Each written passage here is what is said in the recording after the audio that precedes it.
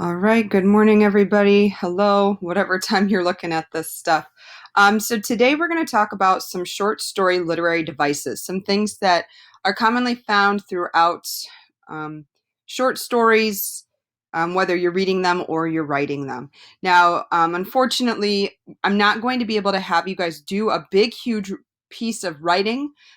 With this remote learning, it's just going to be too much for you guys, and I don't want to put that added stress on you.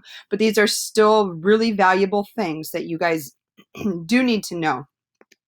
So today we're just going to focus on conflict. There are two other slides in this presentation, but those are going to be focused on another day. So today we're going to talk about conflict. So when you think of that word conflict, ask yourself, what does that mean? Normally we think about some kind of problem that we're having.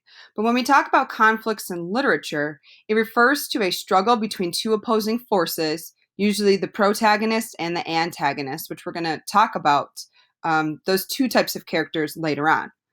There are other types of conflicts, such as man versus man. So that's, or sometimes you'll hear this as person versus person. That's when you have two characters having some kind of argument or disagreement.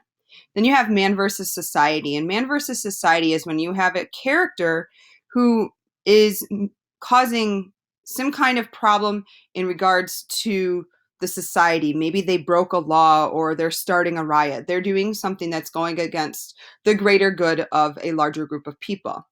Then you have man versus self. And man versus self is exactly what it says. It's when our character has some kind of internal struggle.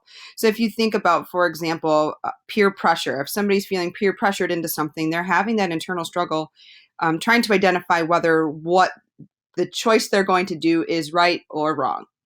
Then finally, we have man versus nature. So some of you guys may have seen these, some of you maybe, well, all of you are way too young. I'm just old. But Man versus Nature, the movie Final Destination, has several examples of that. So we might have a character who is stranded, on a deserted island, and there's extreme heat temperatures, or if they're caught in a snowstorm or a blizzard, or if you think of Dorothy from The Wizard of Oz when she gets sucked up by the twister. So that is an example, or several examples, of man versus nature. So in any story that you read or write, there is some kind of conflict, some kind of problem that the character or characters will have to navigate through in order to solve. So you guys will have an assignment that goes along with this. I give you 4 different scenarios. It's multiple choice.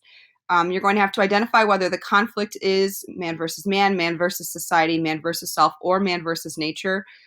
There's only one example of each. So for number 1, if you say that's an example of man versus self, number 3 can't be man versus self. Okay? So please feel free to email me if you have any questions on this. All right, guys, until next time. Bye.